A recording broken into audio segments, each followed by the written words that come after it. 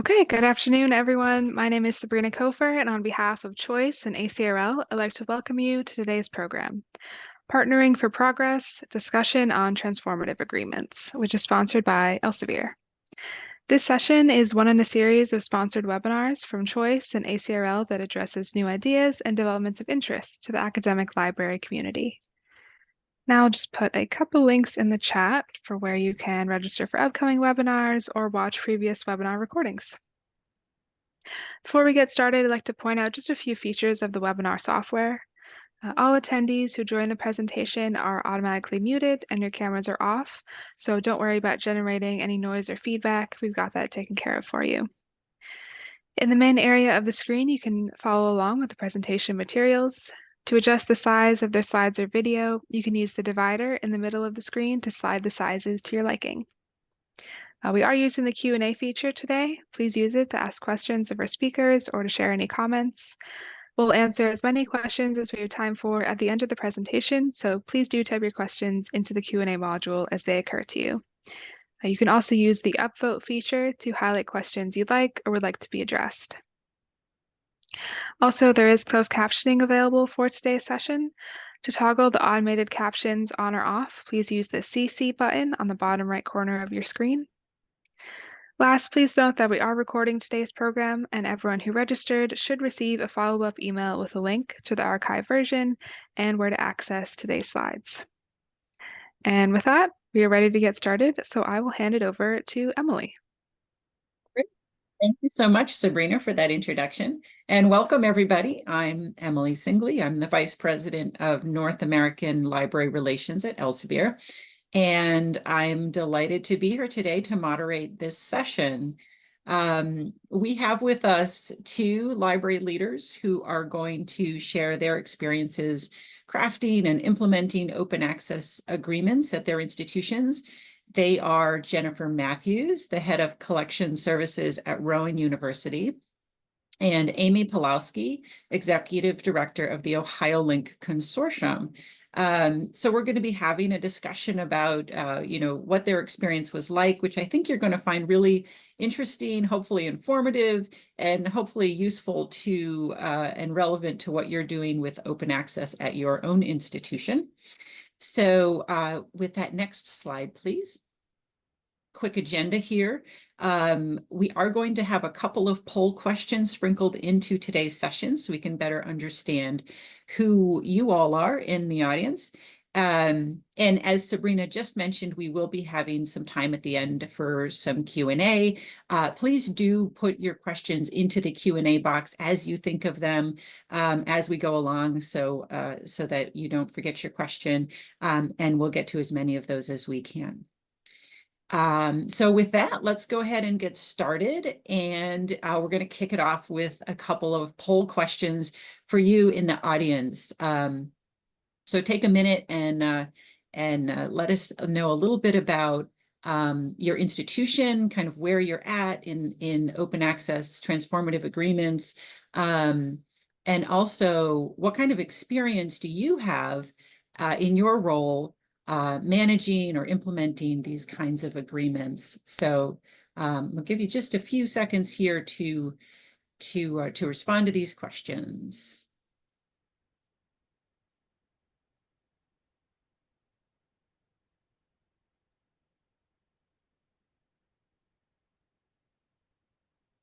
Okay, great. Thank you so much for that.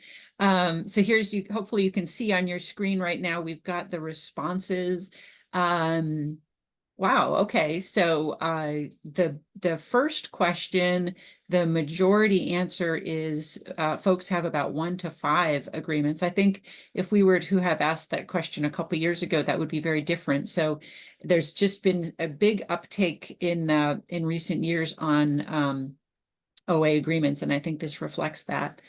And then the next question about your experience, that's interesting, kind of across the board. In the middle here with negotiating, implementing, and managing, but the majority answer is not much experience. So that's good to know. That's it's great that you're here, right? So we're reaching the right people with this. It would have been kind of embarrassing if you'd all had tons of experience and we didn't have anything to share. That's great. Um, okay, so what I want to do now is next slide. Let's go to the next slide. I'm going to pass it off to Amy and ask Amy to just kick us off with a little bit of background on OhioLink and your experience with open access agreements, just to set the stage and give us a little background on you and your institution. Hi, thank you everyone for joining us today, and thank you, Emily, for the introduction. A quick kind of Reader's Digest version of OhioLink. We technically report up to the Ohio Department of Higher Education, so reporting up to the chancellor. Our funding for operating is set at the center, so from state funding, and then with OhioLink, our journal deals are typically, we use some state funding to offset pricing, but then we do a cost allocation to our members. So when we're thinking about OA agreements, those are the types of things kind of in the back of our mind that we're thinking about moving forward. And that is because we consist pretty much of every nonprofit higher education institution across the state of Ohio. So from 87 institutions of higher education plus the State Library of Ohio, that means 116 member libraries because we're counting law and medical libraries within the same institution as their own separate libraries. That's 16 charters, so that's all of our public 4 years plus the University of Dayton and Case Western, 48 private institutions, 23 community colleges, 16 regionals, and then again, breaking out the law and the med schools. At OhioLink, we currently have 5 OA deals, 2 of which are unlimited, so IOP and Cambridge, and then 3 that are capped with Wiley, Springer Nature, and Elsevier. I'll talk a little bit about this more, but the way we facilitate kind of an even distribution of those credits is by grouping our institutions within 3 cohorts of like output. And I'll talk about that a little bit later. And I think I'm ready to pass it on, Emily. Sounds great. Thank you so much, Amy, for that background. That was really helpful. And yeah, just passing it over to you, Jennifer, to kind of do the same thing and give us a little bit of background and context as we talk about your institution. Yeah, thank you, Emily. So Rowan University is one of several public institutions in the state of New Jersey. We're in the South.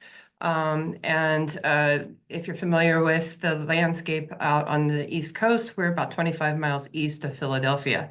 We've been cited as the 3rd largest growing institution in the US.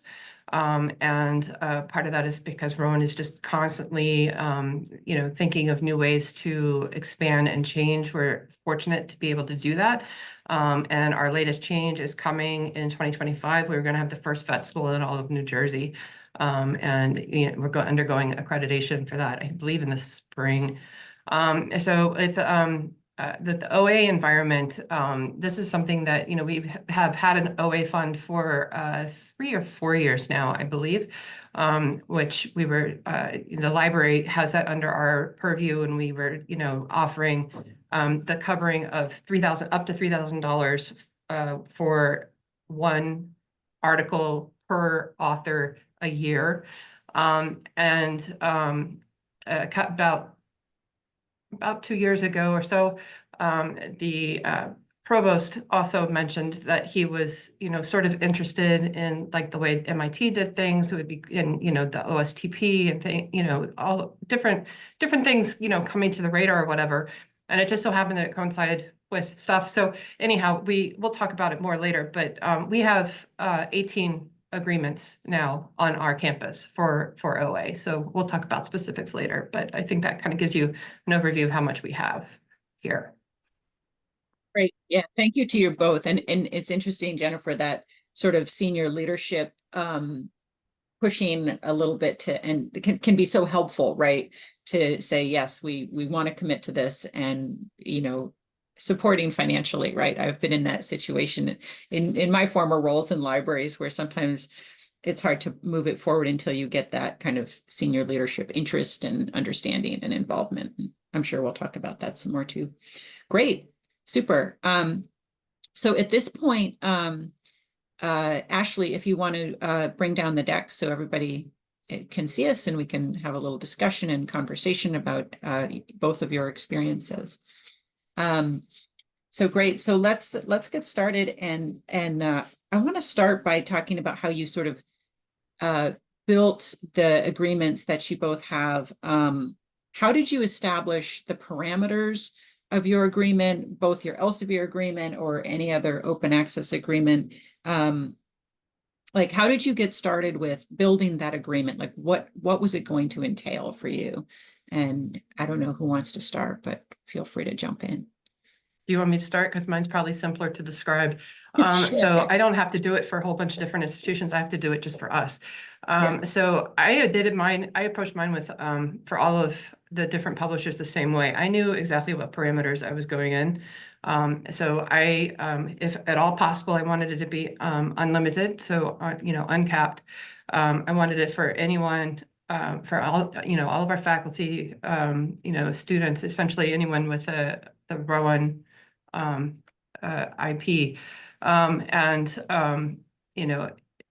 Then we wanted to see what the price range was going to be, right? And so those were the initial parameters I went in with. And I also wanted it to be as simple as possible for the author. I wanted them to be able to just go and say, I want to do this open access, yes, please. And then it comes over to the library and everything else is done on our side. And then once we got to that point with the publisher, the other details sort of fell into place as to what we could do and couldn't do with the publisher. And so that's where we kind of got our different flavors. Amy, I'm sure, had a much different experience. Right. So we have been asking our members, specifically over the last few years, we reworked our strategic framework. And at that point, we took the opportunity to ask our directors their level of interest in open access. And as you saw from my slide, we have a broad spectrum of institution types. So we have The Ohio State University, high research output, Case Western, high research output. The Cleveland Clinic, main campus in Cleveland, is technically a member of OhioLink. That's a whole nother story for a whole nother day, but they are included in our deals. They do have a teaching component to their work.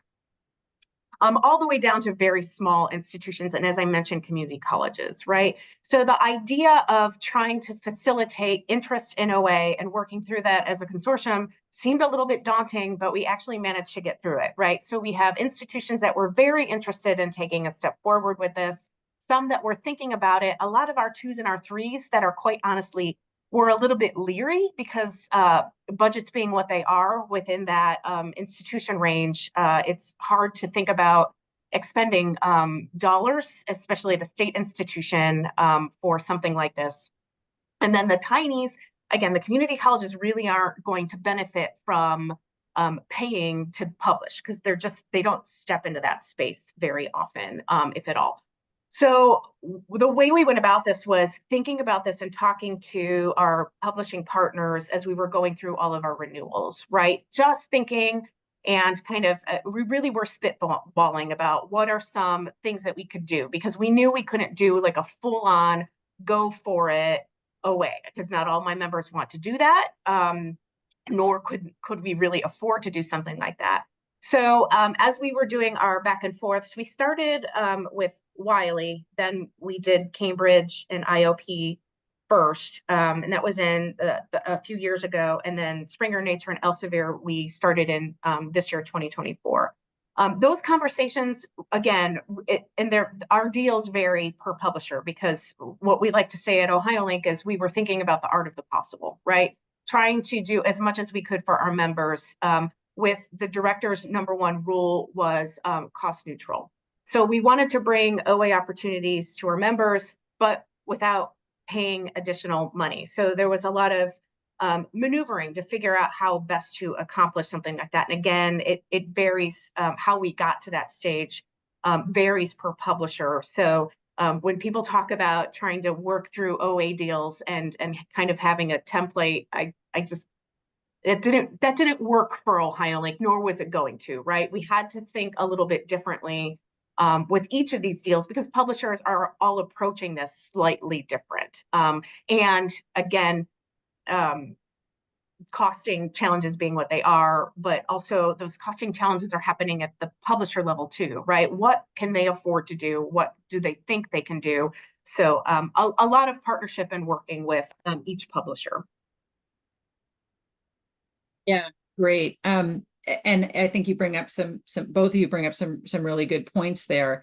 And Jennifer, to get back to something you said, and just to make sure that our audience kind of understands what we're talking about when we use some of this terminology that might be unfamiliar, things like unlimited, uncapped, or Amy, you talked about all the members, right? All the different types of institutions and libraries, and maybe you could each give some examples of like what that means is for, in real terms.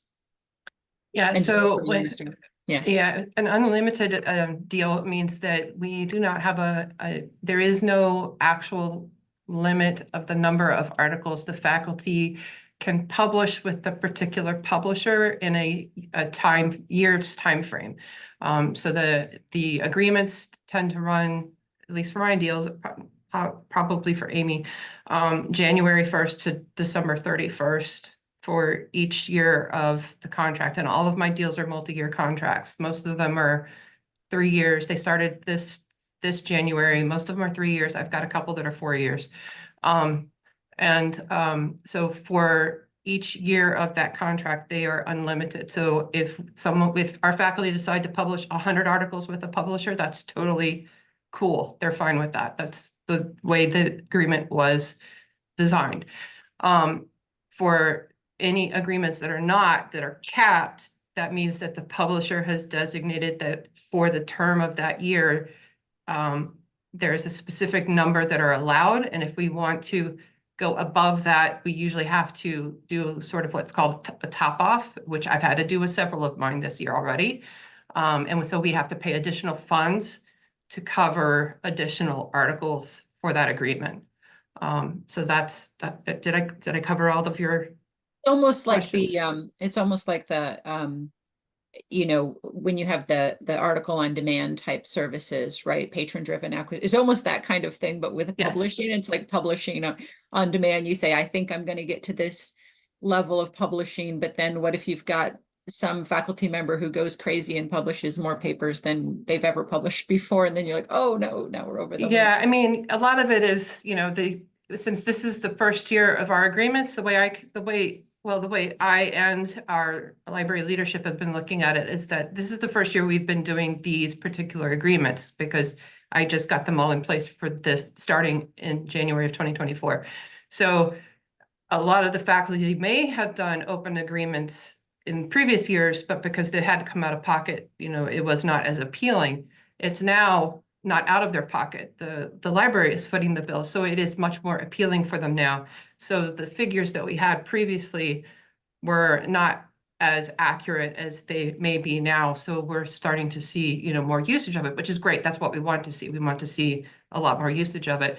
So we are paying into it because we want to see that investment of return. And so next year will probably be when we start to see things sort of, level off a bit, I suspect.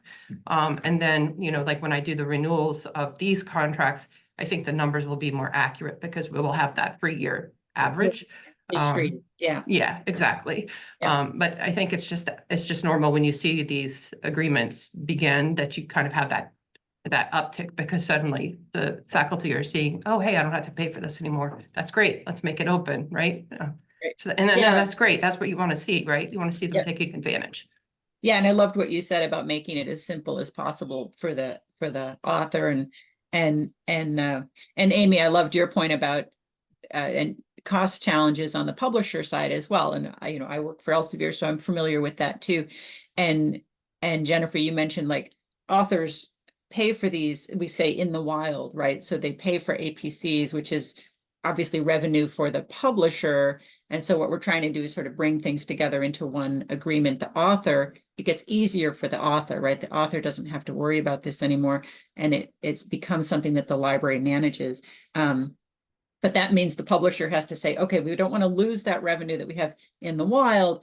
And can we bring these things together? So yeah, it's an interesting exercise. And I think you both described it really, really well.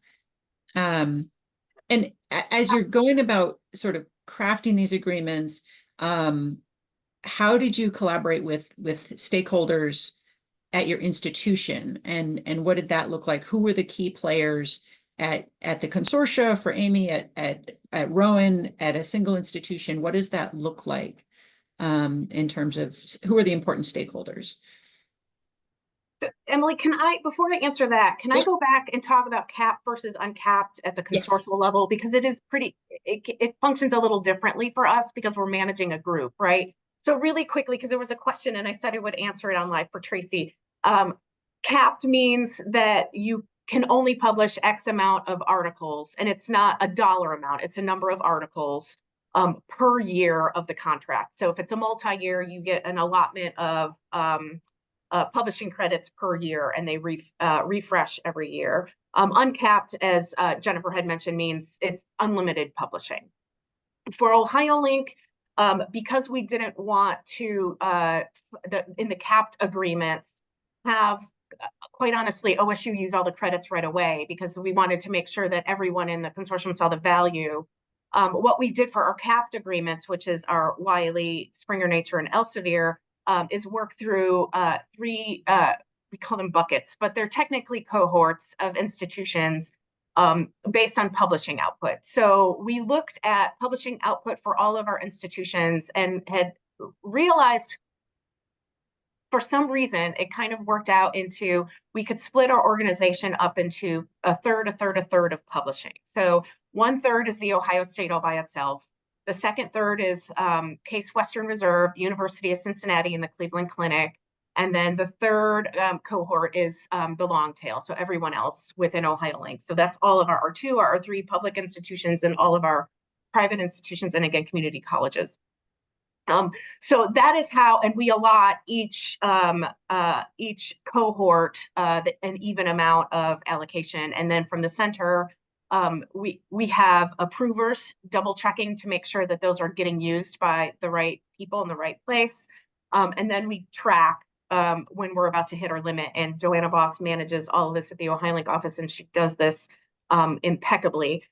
Letting the institutions know when we're getting close to a limit. So for example, I'm looking at our info right now, like group 1. So Ohio State's already expended all of their credits for Elsevier for this year, and that'll refresh in 2025. And another example is that group 2, that Case at UC, is close to expending their Springer Nature for the year, and it varies, right? So working through with each of our organizations on making sure we're keeping within our limits, and they're communicating all of that with our institutions and our faculty is really important. Okay, now Emily, you were asking about, now I forgot. I just wanted, if either of you want to weigh in on kind of who was involved, like who are the people, right? Like who are I think for you, Amy, you mentioned directors, right? All your library directors are probably key stakeholders. Is there anyone beyond the library director, or are there state officials you have to deal with? Like who are the decision makers, I guess? Who are the people you have to advocate, to get this? Jennifer, at the top, you mentioned, your provost was kind of gung-ho. Who are the decision makers you have to persuade? So for us, it's we have a resource committee, selection committee that meets once a month. They're very active, and they very much think about what resources we're renewing or picking up or even canceling in some instances. And that group has done a ton of work in helping us evaluate these OA deals, right? Is the ROI there for everyone? Are we, is everyone seeing across the board fairness with the distribution of how we're moving forward with this? Those resource committee members are usually associate deans or directors and have a direct communication line with their director. So by the time we get to a director meeting within Ohio Link, those directors have been briefed by their collection development strategists or the person doing that type of work on their campus to get us to yes. Those directors are then working with kind of similar to what Jennifer is doing with their provosts or their faculty senate. It varies per institution as we try to work through how we're getting these across the finish line. Yeah, so for me, our provost worked mostly with the associate provost of library, so they had a lot of communication back and forth. I worked with the library administration, so I worked with all of the library directors and the associate provost to discuss the deals and talk about the benefit, the options that were presented from the different publishers, which would be the better option for us, for faculty and that sort of thing. And I did that for all of the publishers that we onboarded for these agreements. So that was me, and then just walking them through it, and then they would meet and discuss and then approve the deal that we went forward with. And then the associate provost would have the discussions with the provost about the deals, later in meetings with him. So. And did you both feel like you had the support that you needed to go forward with these kinds of agreements? I know I did. So. Great. Okay, super. So I want to move into implementing, and you've already sort of touched on some of these things a little bit, but so you've got this deal, you've got a new OA agreement with Elsevier or another publisher. Like how do you implement it? How do you get it operational for people who are publishing on your campus? What are the things that went well? What kind of challenges did you come across? And I know, Jennifer, you mentioned keeping it really simple for authors. I know sometimes that can be a challenge. And what kind of communication, out to the authors themselves, people who are thinking about publishing in some of these journals? So for us, we have a totally separate team that does a lot of the communication and works with the faculty authors. So our scholarly communication librarian holds workshops and works directly with the faculty to notify them about all of our new deals, because these were a lot that happened all at once with the faculty, and holds training with them. When it reaches out to them, works with them, and when they notify him that hey, I've got this article, or I'm thinking about doing this article, where would it make sense to publish it? Does it make sense to publish this open access or not? And so he does a lot of work with the faculty to kind of keep them abreast of what the good options are for them when they are ready to publish. And then we also have a marketing and communications staff member who, develops materials to send out to the campus through the various different, I think, like Twitter and emails, campus notifications. I know they worked with with one of our publishers to do a joint news item and things like that. I keep saying because I'm trying to think of all the different things she said, so I apologize that I keep saying but as I do it again. I keep trying to think of all the different things they do. But anyways, they work in tandem together to make sure that the faculty are aware of the different options that are available to them to find out and make good use of it. And I think it's showing because the numbers are reflecting the usage. So. Yeah, go ahead, Amy. Yeah, I just, the way we communicate this, and I'm saying, I think I can answer some of the questions that are kind of coming in the Q&A. So the way we communicate, each of our publisher has a kind of an Ohio Link info page. So a faculty member can find it that way. We have on our Ohio Link website informational pages with details, again, because each deal is slightly different. Our institutions also manage this very closely. As Jennifer mentioned, her scholarly communications librarian, that tends to be the person that's taking care of kind of the local communication on campus. So I'll see, for example, Maureen Walsh at Ohio State is fantastic at getting out information about where we are on limits on our on their portion of their CAP deal. They're doing presentations for faculty. We've done open presentations for faculty. But we try to approach it as kind of a train the trainer, right? We'll train our librarians, and our librarians are going out and working on their campuses to get the word out. I want to talk about CAP is scary comments that are coming in the Q&A, and then pair that with the question of, are university departments typically contributing to library budgets to offset increased library costs for OA agreements? And it's almost like Derek read my mind, because for me, and again, a lot of my members who have a lot of budget restrictions, they are absolutely not seeing contributions from departments as we cut these deals, and they're seeing a reduced cost at the department level for these deals. So that's not happening right now.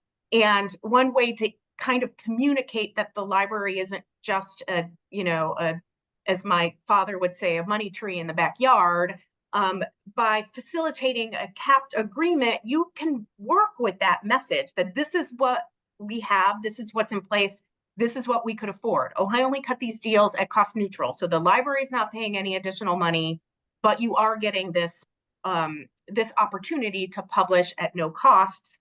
And it stops here. This is how much we can afford to do. So I think those two things can work together to help message across your campus. That's a really great point too. And yeah, I think it really varies from my experience by institution in terms of whether at the institutional level, there's recognition that there's costs involved for publishing, and the institution is going to pay one way or the other, right? Because oftentimes, it's very rare that APCs are paid out of someone's personal checking account. I've actually done that once. I actually wanted to publish open so bad. I did write a personal check because I wasn't covered by my library. But most of the time it's covered by grant money, which is money that goes to the institution, or by department funds, right? The faculty member will hit up their department chair or whoever, or by the library, right? So if you think about it from an institutional level, right, it's like you're paying for it one way or the other. So that's, I think, to your point, Amy, when you have the cap and you say, okay, if you're provost, I know you're a consortia, so it's a different level, but like in your case, Jennifer, like if your provost says to the library, yeah, nope, your budget is flat, that's it. And then you say, but we want you to pay for all the publishing, right? And you say, well, I can only afford this much publishing, but the university is doing this much. Then it becomes a very compelling argument, I think, for the library to make. And if you're not as fortunate as Jennifer and having a provost who sort of understands these things and is on board, you can say, look, this is the actual cost, right? And the capping really brings that home. It's also a way to sort of control costs, right? Because just like with, like I said before, like with, demand-driven acquisition, and you can't sort of buy everything. That's a really, really great question from the audience. Thank you. Anything you want to add to that, Jennifer, or any other comments? Not at the moment, but I may think of something. Okay, yeah, no worries.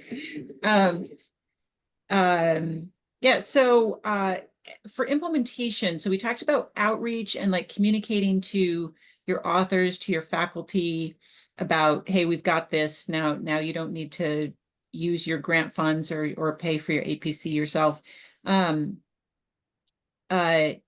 What about the library side of implementation, like managing these agreements and keeping track of the data and keeping track of, I know that most publishers have some sort of an interface that you use to see, hey, there's somebody who's published with us. Does this person really, work at your institution? How was that implementation? Like, I'll start with whoever wants to jump in. Do you want to talk about your side, Amy? Sure. Each publisher does this a little differently. And again, Joanna Voss, one of my associate directors, manages these deals with us and coordinates with our consortial-wide approvers on these things. And we meet, and I have to say, Emily Elsevier has been very generous with their time and listening to requests that we've had about the processes, right? Because if everyone, this is kind of new, this started ramping up very quickly, and publishers were trying to build infrastructure for approving and tracking and thinking very quickly. Some of them work better than others. Some of them are making improvements. Some of them are really trying to make improvements. And Joanna has been great about meeting with all of our publishers, talking through this is what our approvers are experiencing. This is what our approvers are hearing from faculty. This is what we're seeing at the Ohio Link offices. So I have a question. I was thinking about Rachel asking about tracking at the consortial level. It is not easy. It is hard, but it is something that we do for our members. Joanna and her team manage that tracking again and let everyone know when they're nearing a certain percentage left on the capped agreements, but also who's publishing and how, making sure that we're seeing, again, a nice even distribution of the value of being able to publish across the whole consortium. It's not easy. It is time consuming, but that is something that we do for our members because trying to have them do it individually and then report back to us would be even more time, right? That's something there. And then the one thing I wanted to talk, there was another question about a really good question about hybrid versus gold and what is included. Again, that is deal by deal. So again, Cambridge and IOP are unlimited. So that is what it is. But our Wiley deal is hybrid and gold this year. Springer Nature and Elsevier are hybrid only at this point. And hybrid and gold is deal by deal for us as well. So monitoring all of our, again, monitoring as many deals as I have is quite complicated. And for us, yeah, especially because it's all monitored by me. So it's one person monitoring it. I have a staff, but they haven't been trained how to do that yet. It's because they also then have to learn the agreements and what qualifies, and they're not librarians. So that takes a whole training thing to do. So, I'm developing that to be able to train them how to monitor the agreements. So that's why the more I can get it automated, even the better, because then I just have to train them for the exceptions. But anyways, I digress. We actually use two platforms I use two platforms to monitor most of our publishers. So I use OA Switchboard and OABLE to monitor. So the more I can get through both of those platforms, the more information I can get collated through those two sources, and they work together also, which is wonderful. And so that helps me keep track of everything. And then it's just the outliers for the publishers that don't go through either of those systems that I have to go directly to the publishing systems. When I have to do reports, I go directly to the publisher system. So like once a month, I'll go to the publishing systems and pull direct reports for things that don't go to either the switchboard or OABLE. But that's how I do it. And then I collate everything and I put it in one spot for those that need to access those reports for various purposes. Yeah, thanks. It's great to hear these two different views of, managing at a consortial level, which, what a great service you're doing for all your members, Amy, but I can see how that would be worse if you didn't do it. And Jennifer, just trying to juggle all these agreements. I feel like, I'm old enough to remember a world where pre-counter, usage reports. And I feel like that's where we are with these publishing agreements, where you're still having to go into publishing platforms and run individual reports, and maybe someday there will be. We're still doing that. We're still doing. Yeah. Oh, I mean, the detail on the reports are different because yeah, publisher to publisher, they're different, right? Yeah. Go ahead. Yeah. That's the other advantage to using the two platforms, because at least those two platforms agree on the information that is standard. So that's nice, because then I don't have to match reports. When I pull it from other places, I then have to match it to what comes from those two. So you have to do a little bit of squish here and there because it is pre-counter sort of with these things, but yeah. Understanding what these different terms and agreements mean against each other. Yeah, it does. It feels like, and you're right, Amy, we are still doing non-counter stats from publisher Well, platform. Jennifer is using OABLE and OA switchboard. OA switchboard. Neither of those work in a consortial setting quite yet, right? So we don't have the luxury of being able to use either of those resources at the moment. So I think I chatted an answer to that on the yeah, and I just said that I we hadn't thought just of don't have a that. tool that works yet. Yeah. Yeah, so not even there yet.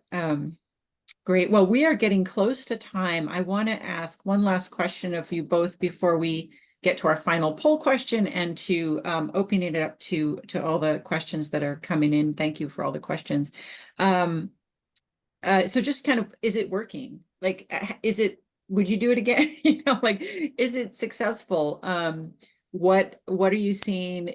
I guess the indicator you're looking for is, are your faculty publishing more OA? Like, are you opening up more knowledge, right, to the world? So what do you think? Go ahead, Jennifer. Oh yeah, no, I definitely, I mean, our open access, I was doing a report for the associate provost earlier today. Our open access publishing has increased by 84%. Yeah, it's huge this year, and we're not through the year yet. So yeah, it definitely has been worth worth doing this and making it available. And the numbers are they're impressive. They're great. So I would definitely do it It's again. amazing. Wow, 84%.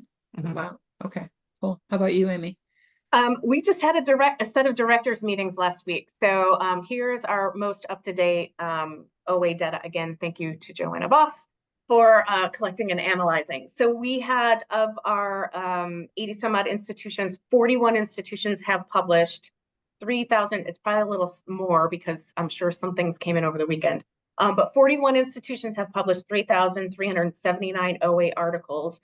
That's a total savings of $12 million for our institution. So again, this is since 2022. So this is an aggregate over the past two and 3/4 years.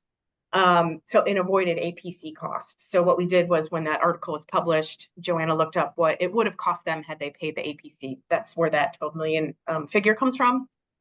This is how much it's growing, and it is starting to catch, right? The word is getting out. It's just like word of mouth, and that is probably honestly the best way, is for one faculty member to tell another one, and then they're having a drink or whatever, or meeting in a faculty meeting, but they talk about going through the process.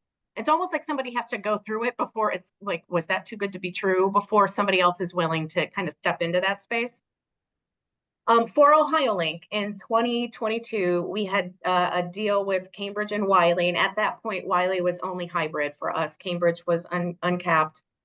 We published 721 articles. In 2023, we added IOP, so Cambridge, Wiley, IOP. Again, Wiley at that point was still just hybrid, and we published 1,029 articles.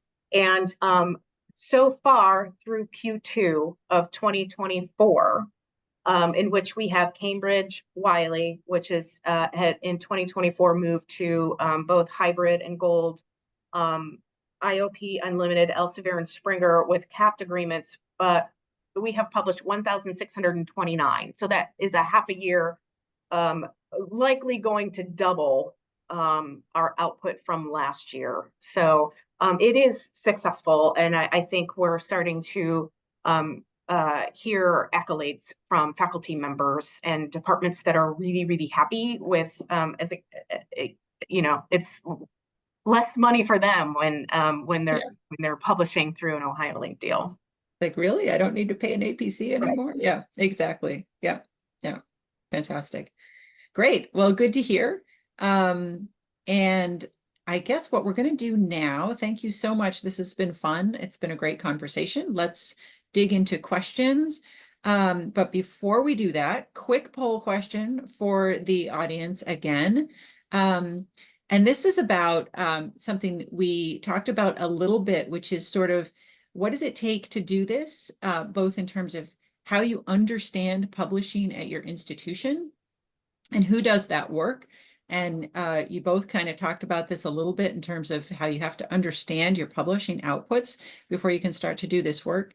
And do you have the resources that you need? Like where we're going to get a sense here of where you guys are at. So take a second to fill out the poll question. And while you're doing that, I also want to point out that the Q&A has an upvote feature. And we do have a fair number of questions, so help me out. I'm gonna moderate the Q&A as best I can. But if you upvote, I'm just going to go through the questions in the order that they're upvoted. And we'll get to as many as we can. All right, so let's see what the results of these poll questions are. Oh, interesting. Okay. For the first question about tracking, do not know, not applicable was the highest, but sort of in the middle and close to that is both the library and the Library and Office of Research are tracking this. So that's interesting. And I think this varies a lot by institution, but it's nice to see the library involved in this work and working collaboratively with your research folks on your campus. What is the other question result here? We need more research and resources, 76%. Yeah, I was sort of expecting that. And you sort of can get a sense from this conversation today that this is growing quickly. There's a lot more publishers coming online with this kind of work. And we're all, both on the publisher and the library side, having to adapt very quickly. Super, great. Well, we have about 15 minutes for questions. Ashley, I think I have one more slide. I want to point out we're going to be sharing slides. You should get an email follow-up, so you will get this slide with additional resources. A shout out to a reception we're going to be having at the Charleston conference. To thank all of our librarian partners. And if you are attending Charleston, please go ahead and register for that. And then, yeah, I think we just have one last slide. And we do have a survey question, which we can put into the chat as well. But why don't we go ahead and take the slides? And again, you don't need, I know you didn't have time to get to any of these QR codes, but let's we can just leave this one up for a couple minutes. But in the meantime, let's get to this Q&A. Hopefully we've got some people putting in their upvotes, and I'm going to see what we've got. All right, so with the most updates, we have a question from Tim, which is thoughts on the sustainability of TAs. In my case, the cost for our 4 TA agreements is roughly the same as what we paid for traditional journal packages. Eventually, the budget pressures which have come for subscriptions will come for TAs. So sustainability of these kinds of agreements. What do you guys think? I'll start because this is top of mind 24/7 for OhioLink, right? Because again, cost neutral, trying to keep things kind of reined in as far as costs are concerned. We started in 2018 or 2019. We engaged Delta Think to help us do a study, which back then was, are publishers double dipping? The answer is no. I'm going to ruin the end of the story here.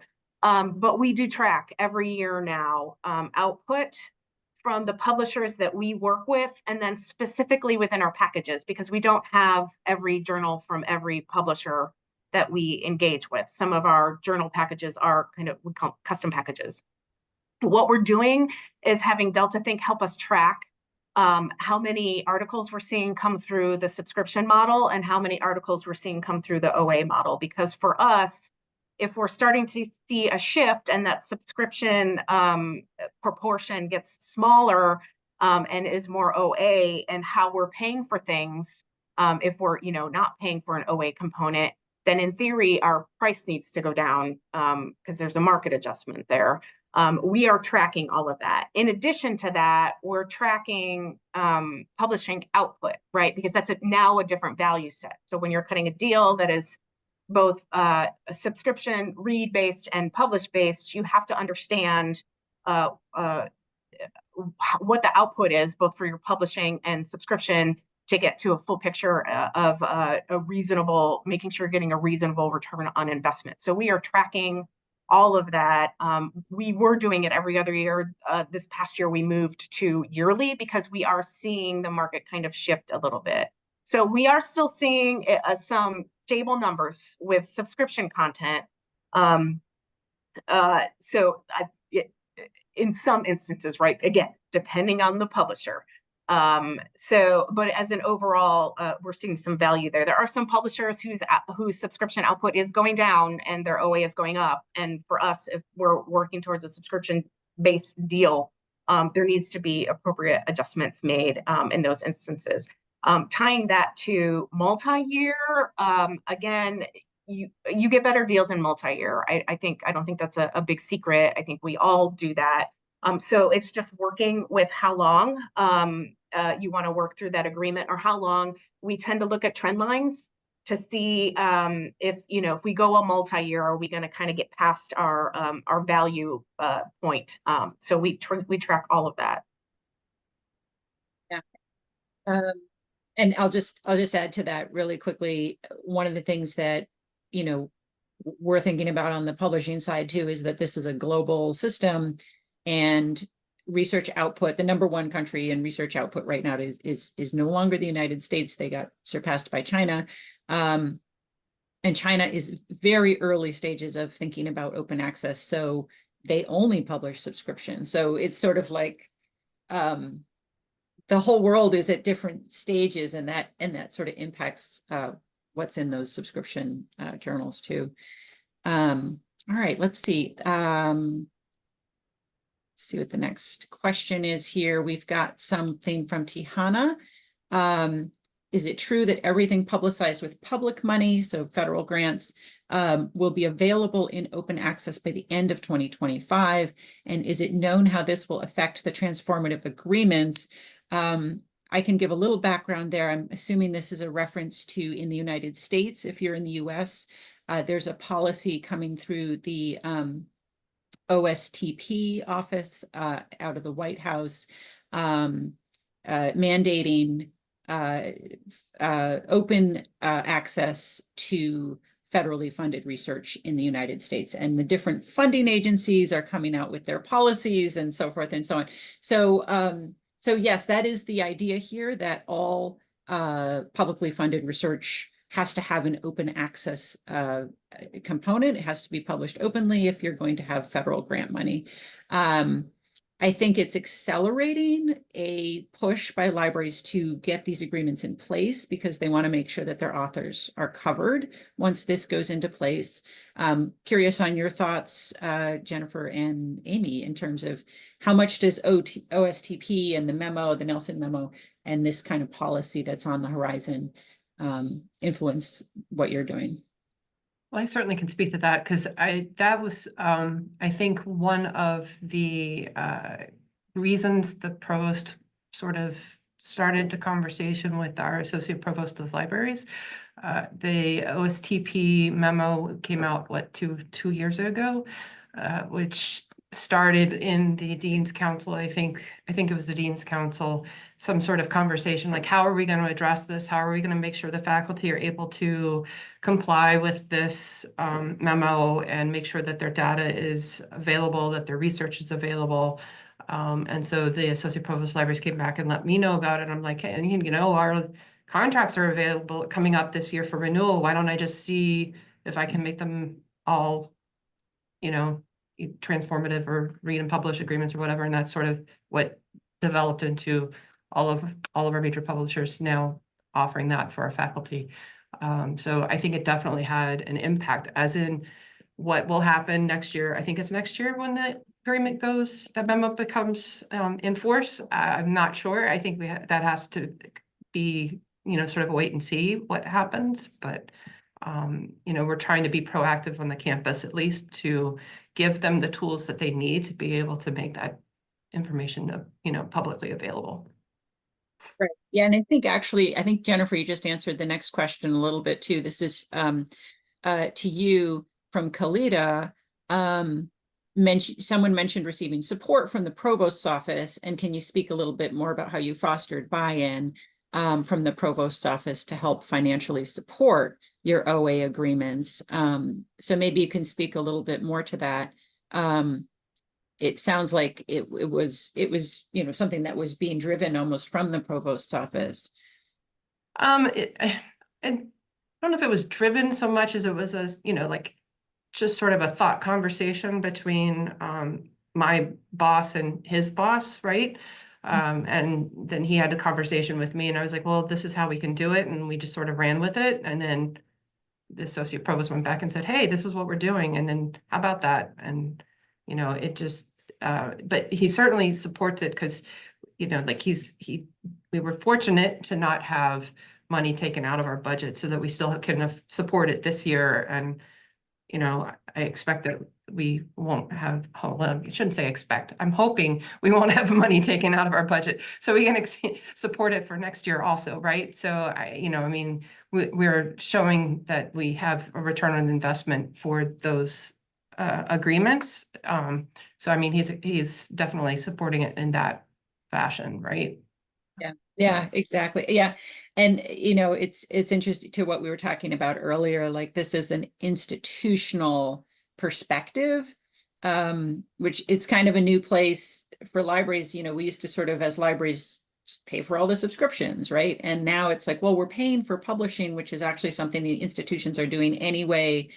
So can some of that institutional money, whether it's from grants or, from departments, come into the library's budget? So I think I talk to library directors all the time, and many of them are having those exact conversations with their provosts and saying, or their vice provosts of research and so forth, to say, how can we think about this budget holistically, rather than just the library budget, and where does money need to kind of move around?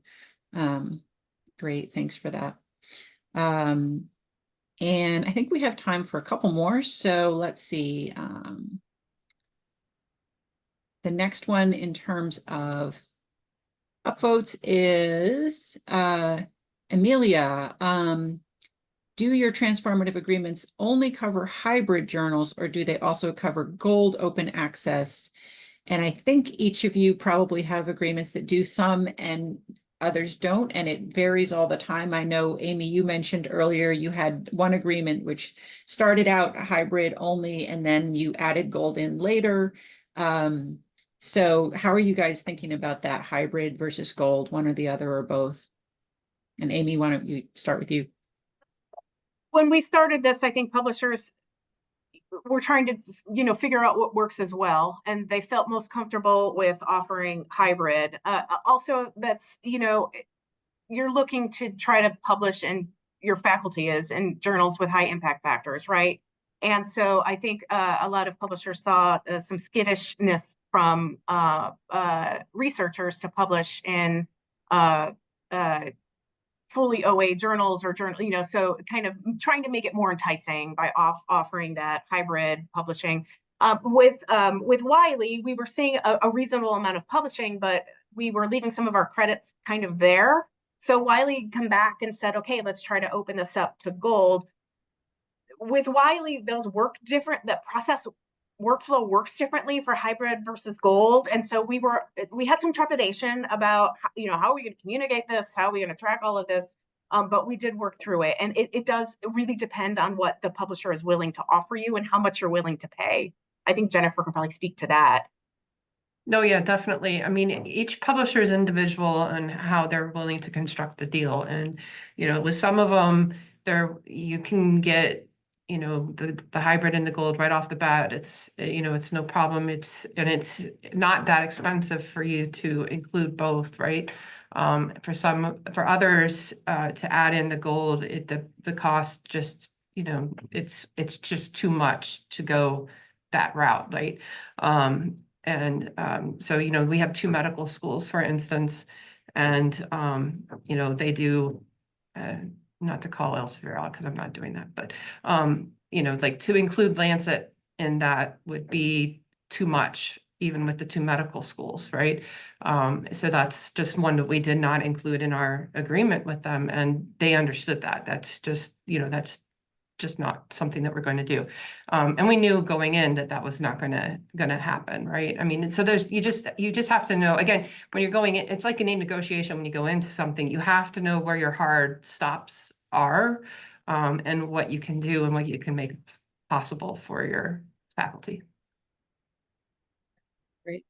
Well, we are just about at the top of the hour. I want to thank everybody for those great questions, the great conversation. I want to thank both of our panelists, Amy and Jennifer. This has been fantastic. And we've got some stuff going into the chat here to read more about Elsevier's open access agreements. And again, you will be getting linked to slides with those all the extra resources and more information. So I will pass it back off to Sabrina now to close us out. Thank you so much. Great. Thanks, Emily. Yeah, I'll just say thanks so much to Jennifer, Amy, and Emily for taking the time to speak with us today. And thank you to our attendees for your questions and your comments. I'd like to remind our viewers that we did record today's program, so be on the lookout for a follow-up email from Choice and ACRL with a link to the recording and where to access today's slides, which also has that list of resources. Also, if you have a few minutes after the presentation to fill out a brief survey, we would really appreciate it. There's one that will pop up in your browser from Choice, and there's also a survey from Elsevier available in the chat. So thanks again to all of you out there for joining us. We hope you learned something new from the webinar and hope to see you again soon on another session. Thanks, everybody.